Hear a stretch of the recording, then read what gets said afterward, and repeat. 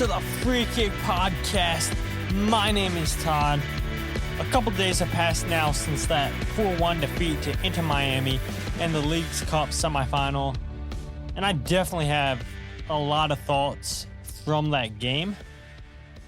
Not many initial thoughts have really changed since that final whistle was blown. And I've seen a lot of people on social media bring up a lot of great points. And so I'm going to try my best to cover those points that I tend to agree with or points that made me think.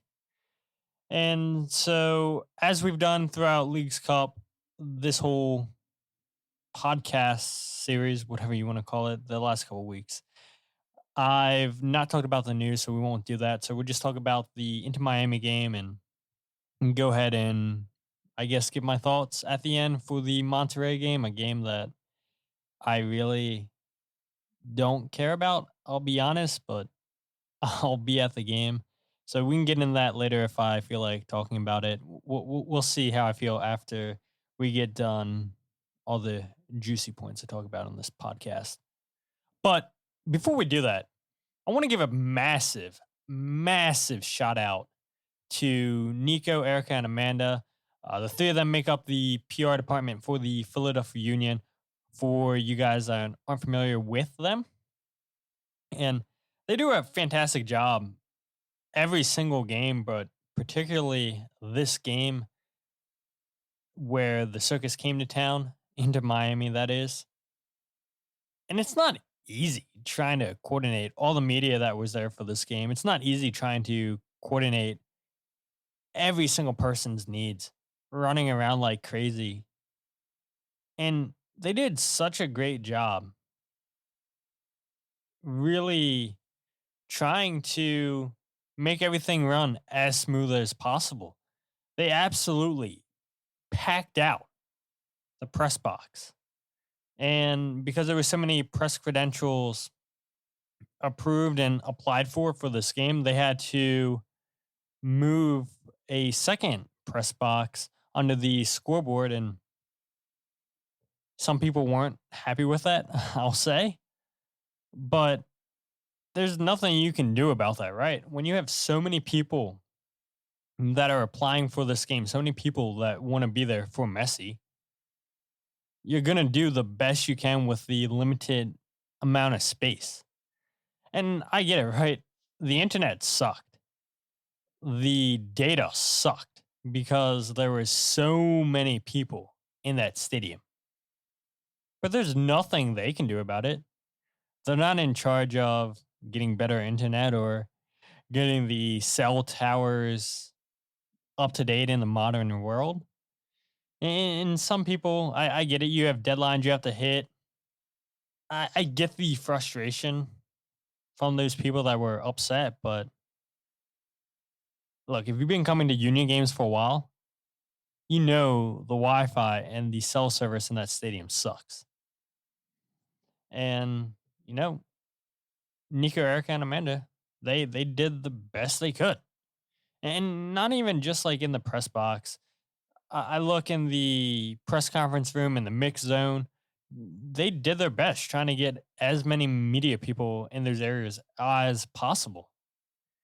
And for some, it still wasn't good enough. But, you know, I appreciate them. And I think people that cover the team that listen to this podcast, they appreciate them as well, and hopefully you guys can too. They do a fantastic job with the Philadelphia Union, and I know there's some people that give them hate on social media saying, oh, they could do a lot more expressing the Union's players, and I think they do a good enough job with that.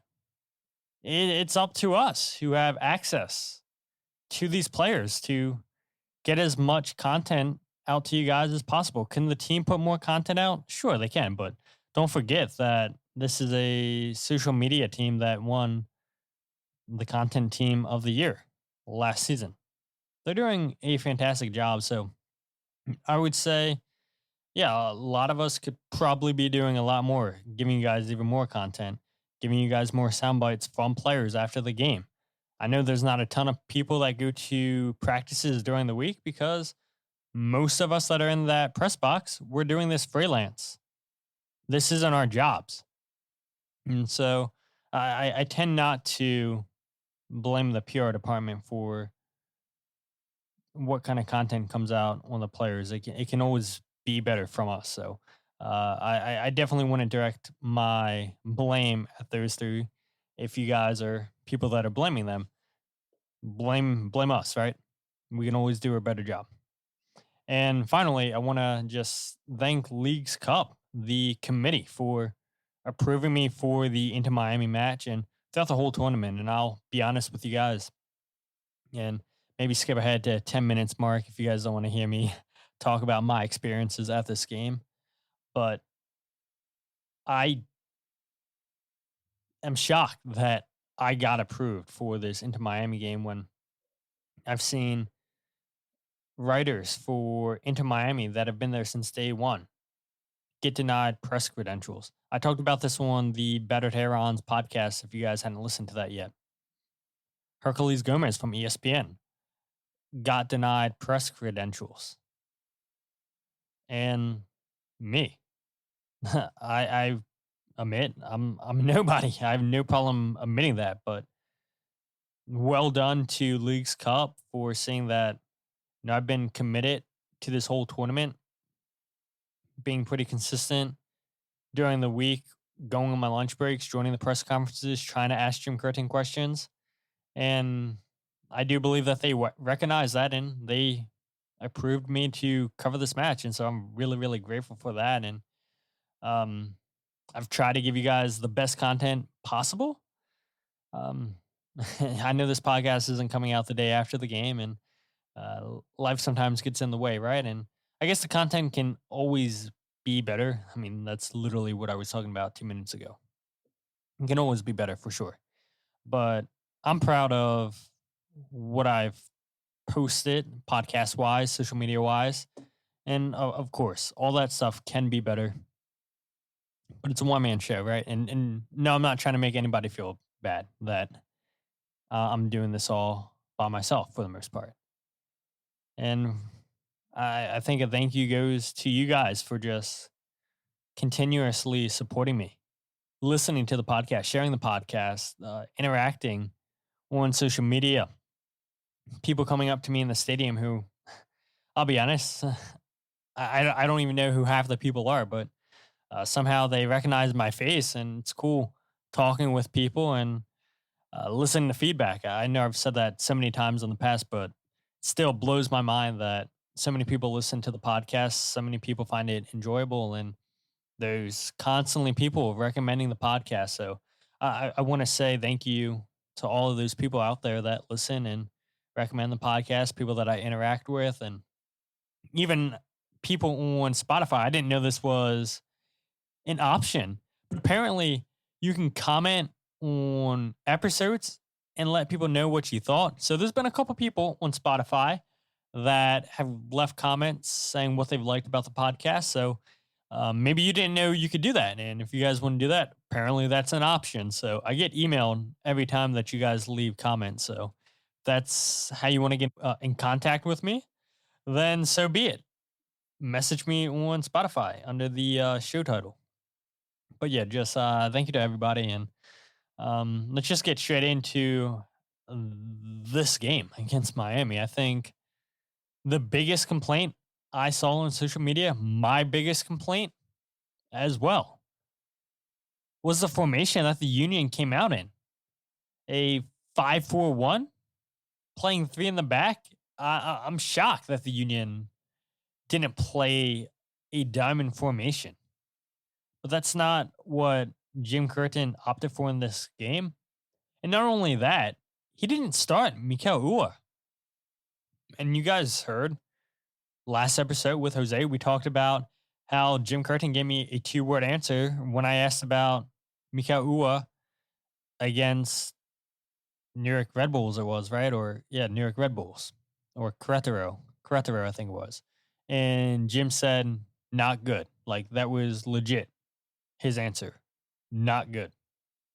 And I've seen a couple different websites write about that response. Honestly, did not expect that question to get that kind of response. I didn't think that that response would blow up as much as it did, but I think that is telling when Jim Curtin doesn't bash his players. Like, he literally had nothing good to say about Mikel Uhre. And so he only gave me a 2-word answer. Because if he would have kept talking, I guarantee you he would have said nothing but negative things about Uhre. So he said a 2-worded answer.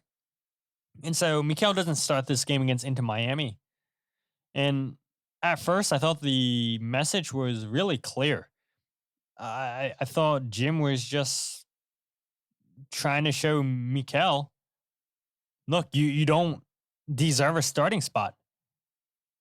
Chris Donovan, who, by the way, Jim Curtin called him Donovan after the game. So I don't know. Is it Chris Donovan? Is it Donovan? I've got to ask Chris. Because a lot of you guys told me it's Donovan. But now, this is the third person that I've heard say Donovan. And this is from the head coach. So I feel like Jim wouldn't know how to say his players' names, but I don't know. I guess I got to ask Chris, right? We'll definitely get there at one point. But you start Chris Donovan over a DP striker. That's harsh to Mikel. But after sitting on it for a couple of days, I think Jim's thinking behind benching Mikel, and I could be off, right? It could be my initial thoughts that Jim's trying to send a message. But I think the thinking was, let's bring Mikel on when Miami has tired legs. And that clearly didn't happen. He gets brought on at half. Didn't really have a huge impact. And I know Jim said at one point in his press conference, yeah, the Diamond looked so good because Miami's already up 3-0 and they're just sitting deep and they're letting us have majority of the ball and we're creating chances, but we just can't finish. And we'll talk more about that here in a minute. But I don't know. What do you guys think it was? Is Jim Curtin trying to send a message to Mikel? He sends a message through the media, and now he sends a message through the starting 11. Is that the case, or was it my second thought that Jim wanted to put him on the field against tired legs? That's what I'm going with now, but it could be the first thing. Let me know what you guys think. But Jim was asked after the game, should you have went with Mikel and the Diamond? I mean, there's always going to be second guessing when you don't play your best, right? The thinking was to be a little more defensive with a team that we knew would have the ball. Statistically, they're with Messi now, they're leading every possession statistic. So we knew we wouldn't have the ball. So that's why we chose the guys that we did and the shape and formation that we did. You can start to do a million what ifs. If Danny finishes that one right after they score, does the game maybe settle down a little bit? Instead, Messi scores from 35 yards out on a shot, and we get punished. So again, the margins are very tight in the biggest games in the semifinal like this, and we weren't good enough. And like I said, we got a little bit humbled. Yeah, after Jim Curtin told New York Red Bulls to sit down and be humble, now Jim Curtin's admitting that his squad was humbled against Miami. And there's a lot you can dissect in that clip, right? Jim's right. We're sure. After the game, there's a million what ifs. You're always going to question, what can I have done better? Should I have done this? Should I have done that? A missed clearance by Damian Lowe for the first goal. And don't worry, we'll get to that here in a second. There's a lot that gets thrown out the window once you concede within the first 3 minutes of the game. And so ultimately, do we know if this was the right formation to go with? Probably not, because the Union conceded within the first 3 minutes. And now everything that you plan tactically gets thrown out the window. Jim Curtin always says we're a team that's not built to play from behind. They have to play from behind within the first 3 minutes of the game. One thing that's confusing to me is why the Union didn't attack their fullbacks. DeAndre Yedlin, Jordi Alba, they kept pushing so high up. And the space was there, out wide. Why the Union's fullbacks weren't getting higher up the field, being a better outlet? I'm not quite sure why. I thought at times the passing was just way too slow in the midfield by the Union. It's like, go at them, especially when you have numbers. When Miami's slow at getting back, attack the space. And it didn't happen. I think the Union did a good job taking care of Messi and Busquets, which is crazy to say despite Messi scoring a goal. But they really didn't have a dominant impact like we've seen them from past games. The whole issue, though, and this is my opinion, was starting with one striker because that meant that you can't get pressure on the center backs. You allow the center backs to have too much time and space on the ball. And you saw it with the first goal with Joseph Martinez. Nobody pressures Christoph. It's a splitting ball in between Damian Lowe and Jack Elliott, which, yes, Damian Lowe should have done a better job. I can admit that. And Joseph hits it first time, and it's a goal. And we can talk about Andre Blake's positioning in this game a little bit later, too, if we have time, if I remember to bring that up. But I don't want to bring that up right here. Jim Curtin clearly said to his team, I'm fine with letting their center backs have the ball. And he took that risk, and he got beat by it. It's as simple as that. You said, you know, we're going to have Daniel Gazdag man-marking Busquets all game long, which I think distracted Daniel from really focusing and dominating on the offensive side of things. And in theory, that's fine. You want to take away their best players? That's fine. They're going to have an impact on the game, but are they going to completely take control of the game? No, you want to limit their chances. And I think that's exactly what the Union did against Messi. I mean, that's a goal that he scored that should have never have happened from 35 yards out.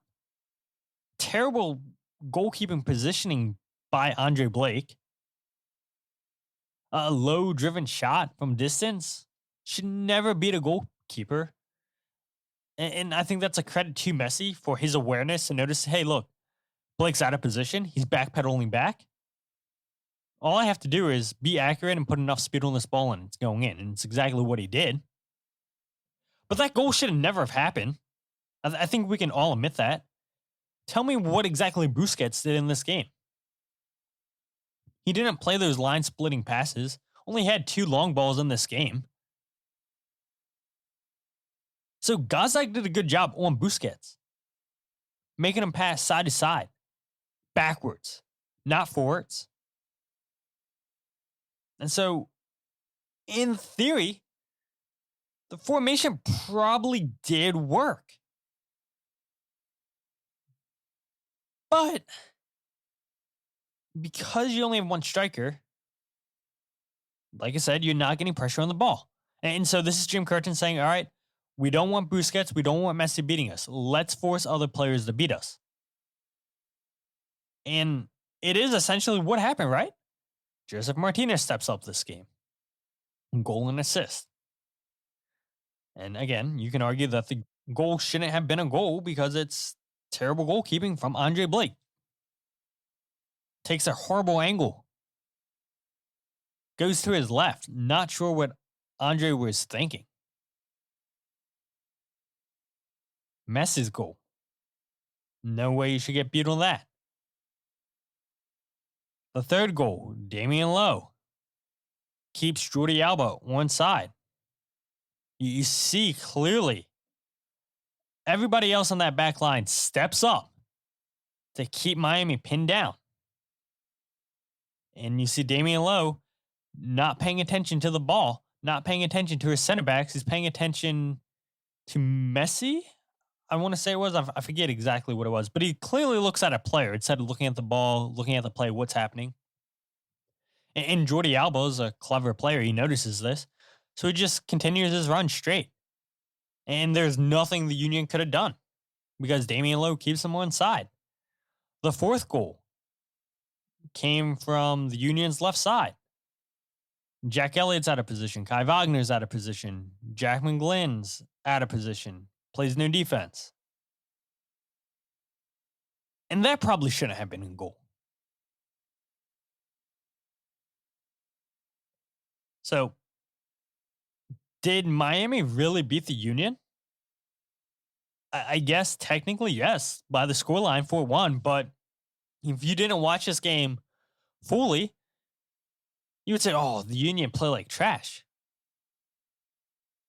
They got dominated. That's according to the scoreline, right? Yeah, the Union blew a lot of chances, and we'll talk about that again here in a second. But Miami shouldn't have scored 4 goals in this game. 4 shots, 4 goals. No, not at all. Should not have been 4 goals at all by Miami.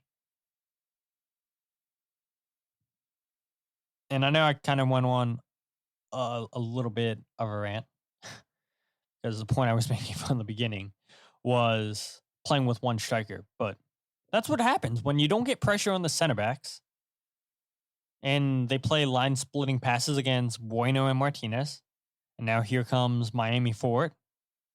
Do Messi and Busquets have different games if you play the diamond instead of clogging up the middle? Potentially, but you never know. Like Jim Curtin said, a million what ifs. I personally would have went with the diamond because you start with these 2 strikers. They're going to press the center backs, press the ball. You can still have Gazdag man marking Busquets, no problem. And then you have Flock, Jose Martinez, and Bueno man marking Messi, depending on what side he's on. And then whatever side Joseph Martinez is on, you're going to have that center back 1v1 against him. And the other center back that's free, if you want him to help out with Messi as well, then you can do that. I don't understand why you get away from something that you know so well in the diamond and you try something that, yes, you've been playing with 3 in the back, 5 in the back, whatever you want to call it, the last 4 games. But you're not playing with one striker up top because just like Red Bulls, this game reminded me a lot about the New York Red Bulls game. Terrible spacing between the center backs. You played Daniel Gazdag up top, weren't really getting a press from those 2 forwards and Daniel and Julian Carranza. There was horrible spacing in the midfield. And a lot of those same characteristics came back and bit the Union against Miami. And so I just don't understand why you would go with a formation that you're not comfortable in. And I can guarantee you guys this. When Cincinnati plays Miami in the U.S. Open Cup semifinal, Pat Noonan is going to look at this game and look at the ideas that Jim Curtin employed in this game, and Pat's going to make them better. He's going to say, you know what? And Jim showed us, these are how you beat Messi and Busquets or take them out of the game. But I can guarantee you, Pat doesn't overthink it and get away from what makes Cincinnati great. I can guarantee you he does not do that. There's no way. So yeah, we can all blame Jim Curtin's tactics, his formation, because the Union conceded so early on. And now everything gets thrown out the window. And like Jim said, maybe if Daniel Gazdag scores in the 8th minute when he gets that chance and Callender comes up with a big save. Great ball by Kai Wagner, by the way. Maybe that changes this whole game. Because the energy was loud in that stadium. It was loud, super loud. It had a playoff atmosphere in Subaru Park. And within the first 8 minutes, the energy gets sucked out of the stadium. You legit felt the energy leave that place, leave that stadium. And I guarantee you that's probably what Tata said to his players. Hit them early, like we've been doing throughout Leagues Cup. You guys can hear how loud that stadium is for warm-ups, walking back to the locker room. You take them out, and we're going to win this game. And that's exactly what Miami did. I saw a lot of people on social media saying that Jim Curtin chokes in big games, that he'll never be a coach to get the Union over the hump. And when you look at some of those big games that the Union have lost under Jim Curtin, the 2014 U.S. Open Cup final, a loss. 2015 U.S. Open Cup final, a loss. 2018 U.S. Open Cup final, loss. But they got humiliated against Houston. I don't have to remind you guys. The 2021 Champions League semifinal, loss against Club America. Can you really blame Jim for that? Club America is a fantastic team. I think everybody was expecting the Union to lose that game. But don't forget, the Union did have chances in that game. Down in Mexico, Casper Shaboko misses a huge chance. Jamiro Montero has a penalty that gets saved by Mimo. The Union did have opportunities in those two legs against Club America. The 2021 Eastern Conference Championship in the playoffs, the cover game against New York City. Lose that.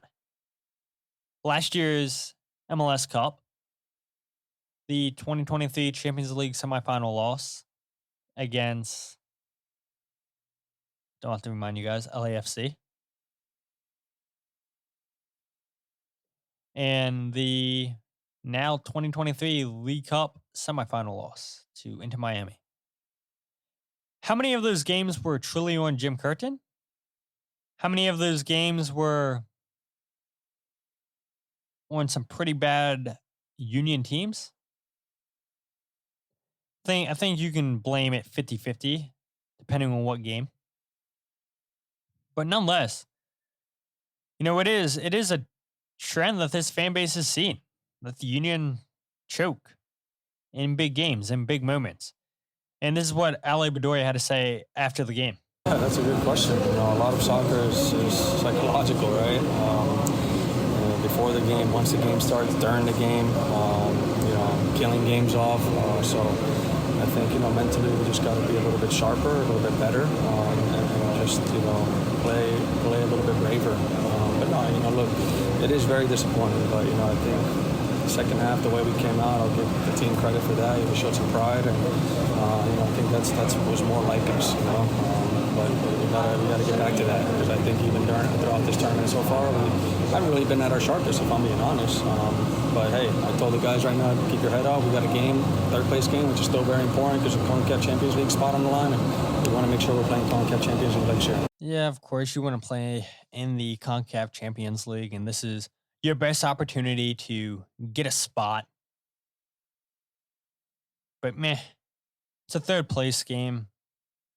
I don't think that stadium's going to be full. Yes, it's a Saturday night game. Yes, it's a 6 p.m. start time. So all those fans that complain, all the games are too late. Well, look, it's a 6 p.m. kickoff. It's not too late. Get home by 9 o'clock. I don't know. I can't really get excited for this third place game. But it's been a trend all season long. And you guys have heard me say it time and time again on the podcast. And I'm tired of bringing it up. But it's an issue that keeps crawling its way back and that is slow starts, conceding within the first 15 minutes of games, first 10 minutes of games. And Jim Curtin says every single time, this team isn't built to come from behind. And you play super defensive against Miami. You show them too much respect, whatever you want to call it. Why? I get it's Messi and Busquets and Alba. And maybe these players were too starstruck. They were living in the moment. I'm sharing a field with Messi. But wake up! And maybe it's easier said than done because I'm not a professional soccer player. But we cannot keep seeing these slow starts. Why isn't this issue corrected? Because yes, Messi probably does play an effect in this game, that the players are a little bit too starstruck.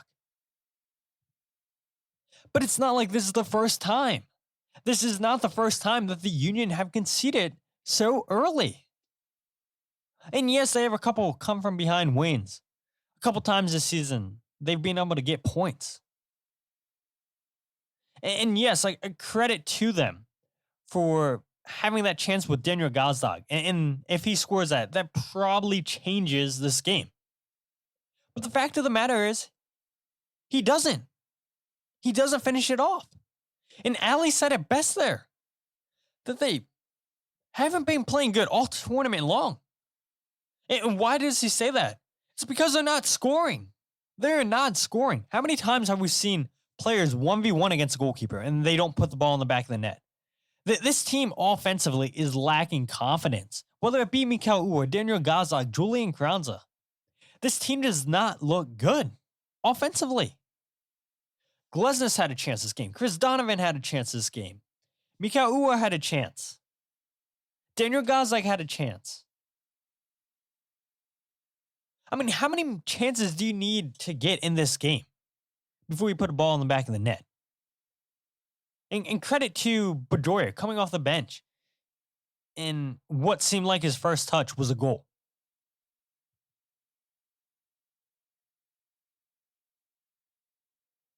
Is this team still stuck on the MLS Cup final loss last year?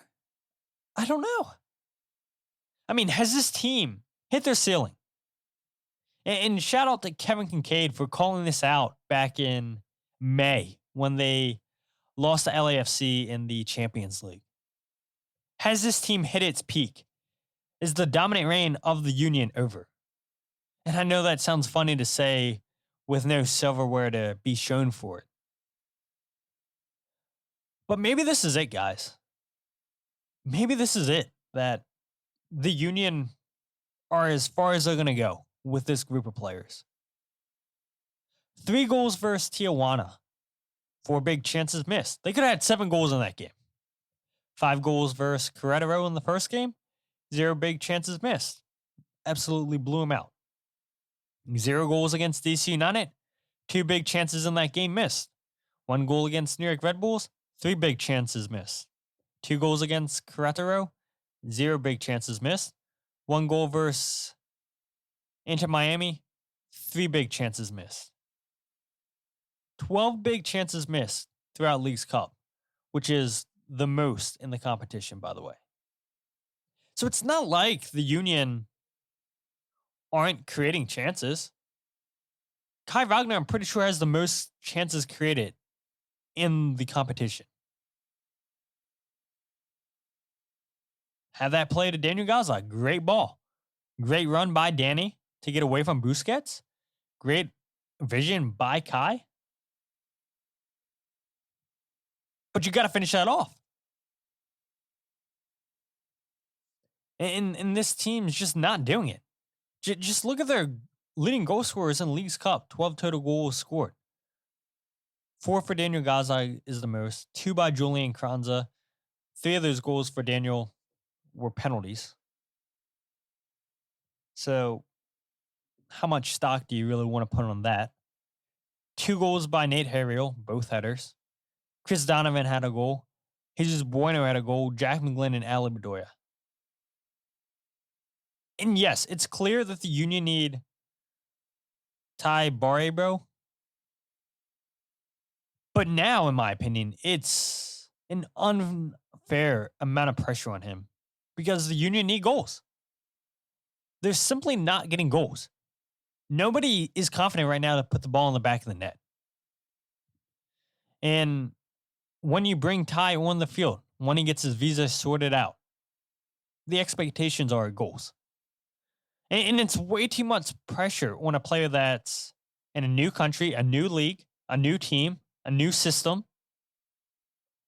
But this is the pressure the Union have created for him because Ua Carranza, they haven't played great this entire tournament. Lots of selfish play by Julian Carranza this tournament. And I don't know. I mean, I don't know where the Union go from here. And I'll be straight up honest with you guys. I don't think the Union are winning MLS Cup. And maybe some of you are like, well, yeah, I could have told you that. Like, that's not a hot take. And the 2-1 win against New York City before this League's Cup tournament, you felt pretty good about yourself, right?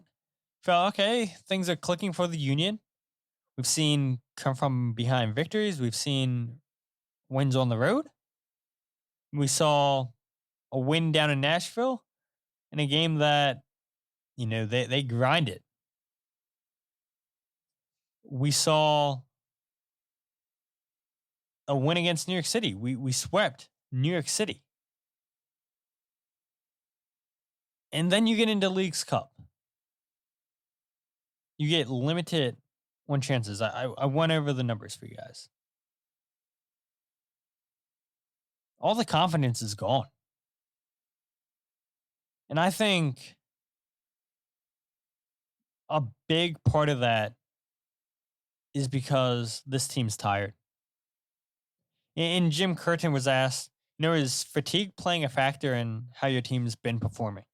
Yeah, look, we changed in three positions that we're pretty comfortable changing in, where we can keep guys fresh. Again, I've talked about it before. A lot of data and analytics and analysis that we've done shows that, you know, in our league, if you rotate, you know, four or more, it kind of falls off a cliff in terms of getting results. So rotation is good and it's necessary in a busy competition like this. I think we've tried our best to make some changes here and there and keep guys fresh. But fatigue's played a role, no question about it. You see the gift and the curse of this competition and advancing is you do see injuries. You know, you see a lot of teams that are in the Final Four now picking up little knocks here and there, but you're playing for a trophy and that's what you want to do. So it is a balancing act for sure. We'll put a group on the field. A lot will depend on the Nashville Monterrey game, right? Monterrey is already qualified for Champions League. So if they do lose and now we play them here, there's basically zero on the line for them. So that makes a really awkward, unique situation. If obviously, if Monterrey wins, they go on to a final and Nashville will be fighting just like we will for third. So it is a unique situation and scenario that's going to come, but we want to win the last game. And let me ask you guys this, right? Okay, Jim Curtin admits, yeah, fatigue is a factor, but we want to win a trophy. We want to get in Champions League. And yes, finishing in the top 3 in this competition gives you that Champions League spot. But what's a bigger trophy in your guys' opinion? MLS Cup, where if you win that, you are qualified for CONCACAF Champions League, or Leagues Cup? What's the bigger trophy for you guys? For me, it's 100% MLS Cup. I want to see that star above the emblem. That's all that matters, is that star. And Jim Curtin says the same thing all the time about rotation. 4 or more bad things happen in the league.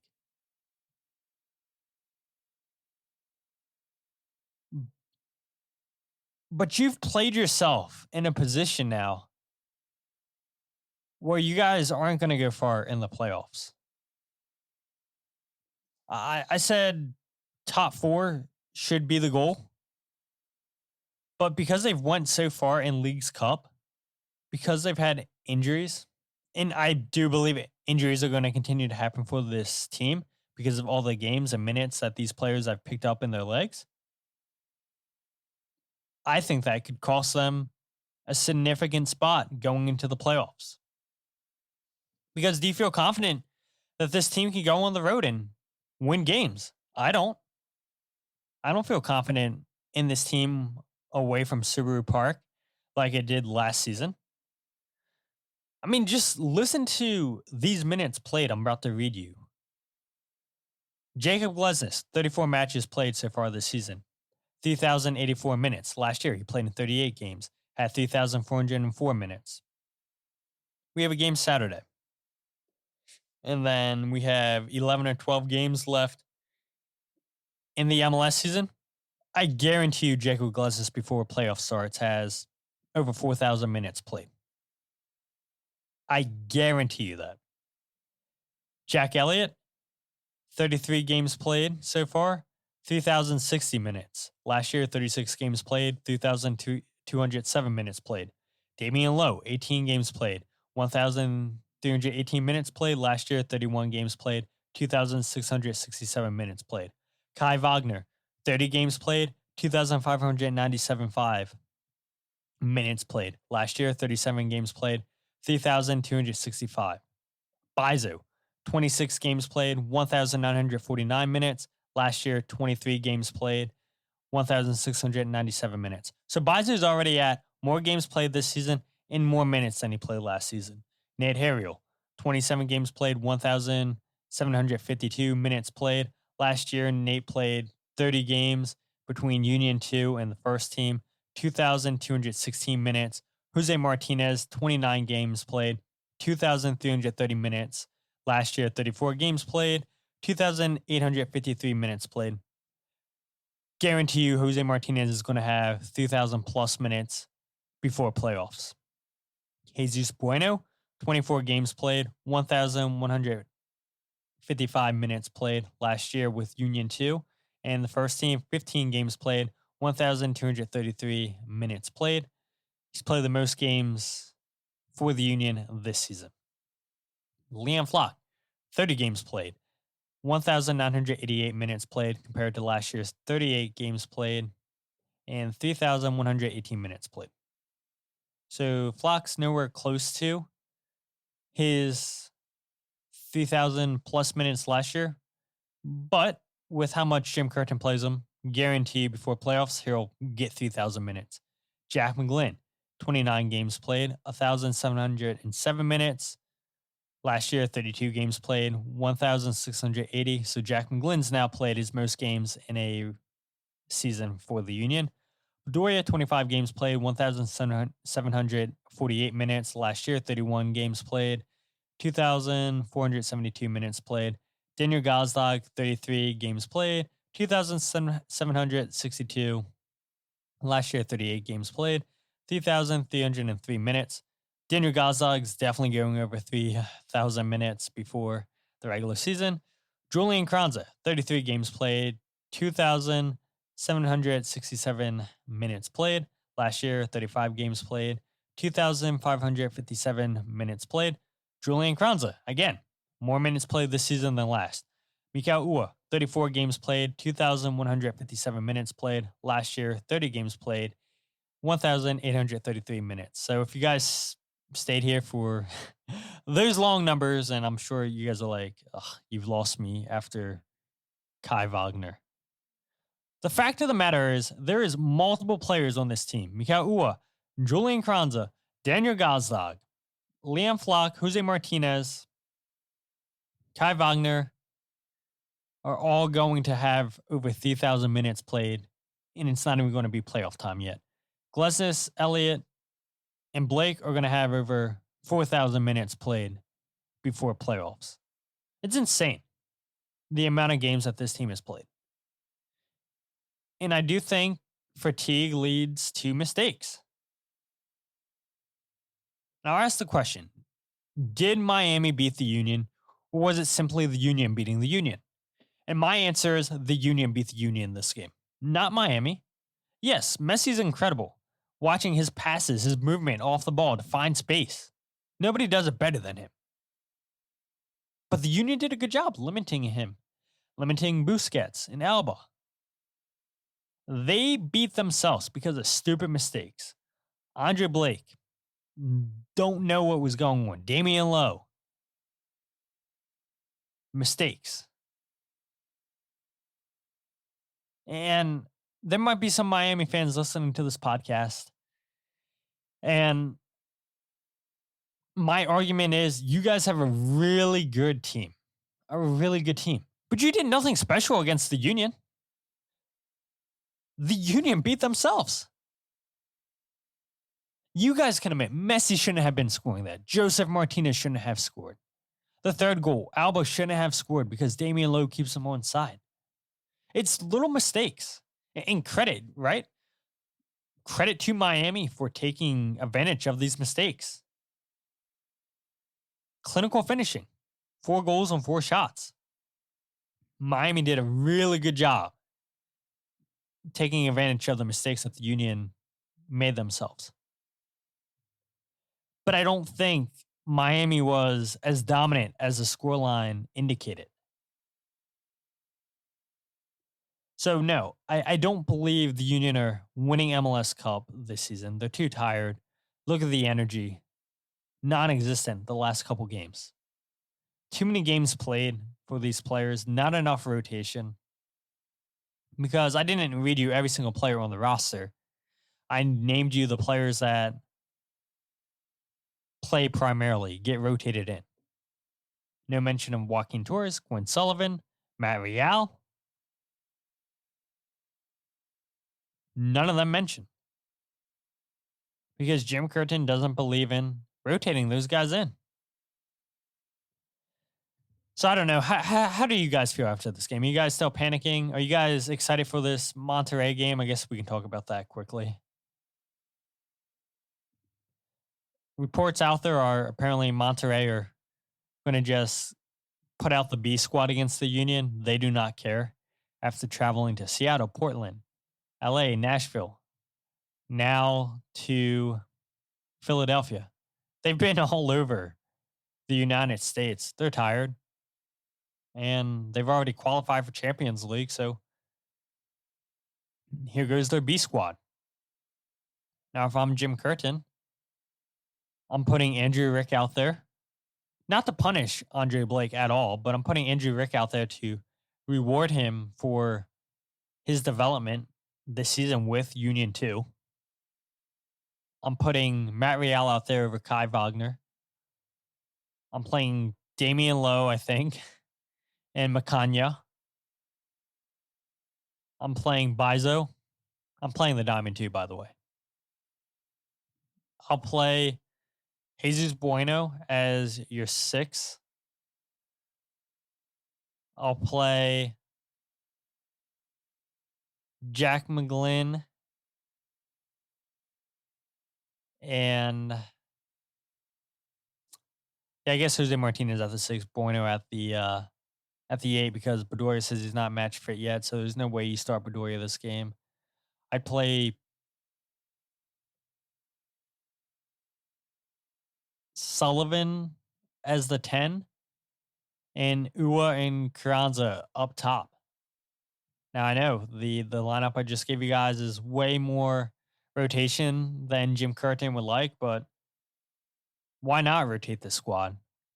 Monterrey's going to, and I get it. Champions League's a big deal. Your easiest way to get it. But this team's dead. You're going to go down to DC and lose. You'll probably lose at home to New York Red Bulls because they're all pissed off at you for calling them out, telling them to be humble. Then you go up to Toronto on a Wednesday, 4 days after the DC United game. You'll probably lose that game. So what? I'm saying a loss against DC United, a loss against Toronto, a loss against New York Red Bulls. You play Cincinnati at home with how well Cincinnati's playing. Probably a loss. Go down to Charlotte. Got dominated last year by them. Maybe a loss. And you have LAFC. Maybe a loss. FC Dallas.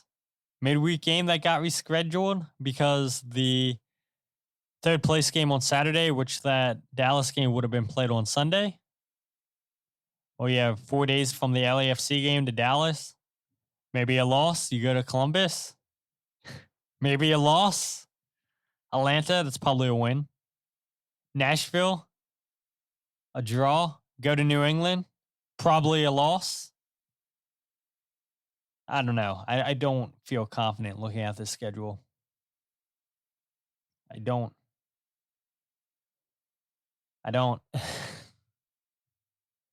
And yeah, maybe I'm being a little bit over dramatic saying maybe a loss, maybe a loss. I mean, surely the Union have to win some of those games that I mentioned. But I don't feel confident going down to DC, not at all. Toronto is a dumpster fire, so yeah, maybe you do feel confident beating them. New York Red Bulls, they have every reason to beat you because of how pissed off you've made them, saying, yeah, they haven't got a result in the last 11 games. But maybe you also look at that game and say, well, the Union have had the Red Bulls number the last couple of years, so that's a win. I don't know. It's going to be interesting to see what happens here in the last 11 MLS games for the Union. 12 wins, 7 losses, 4 draws, 40 points, 11 points off of Cincinnati, 3 points off of New England for second. Nashville's 2 points behind you, but they played a game extra. Orlando in 5th with 37 points. It'll be interesting to see what happens, but me personally, I'd rotate. Can't take the risk that you don't finish in the top 4 in the Eastern Conference. And yes, of course, that first game in the playoff is best of 3. And then afterwards, then it's back to those single elimination games. Whoever has the higher seed hosts the game. Not confident if the Union have to go on the road. Not confident at all. But maybe it doesn't matter. Maybe they don't even get past the first playoff game. Ending this podcast, little Negadelphia, right? Jesus. I don't know. It's late. Maybe I'll wake up and listen to this podcast in the morning and say, man, why was I so negative? Told you guys, not much has changed from my initial thoughts after that final whistle. I've felt this way last couple days. And maybe a lot of you guys do as well. So hopefully that covers everything that I saw were good talking points on social media. If I missed anything you guys thought that I should have brought up, let me know. I'll bring it up next episode.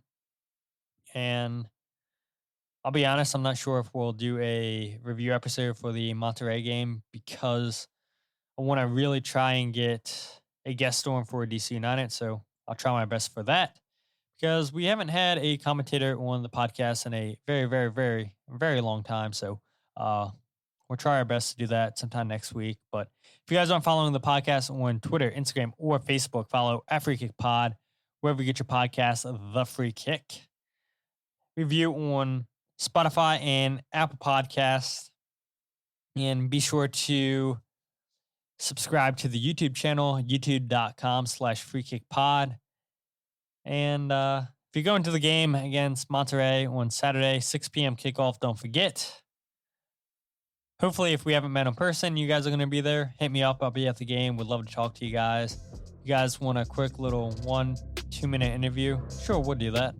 Try to create more content. Since I said, blame us for the lack of content you guys get, not the PR department. So, yes, blame me, blame me, blame me. But until then, my name is Todd, and this is the Free Kick Podcast.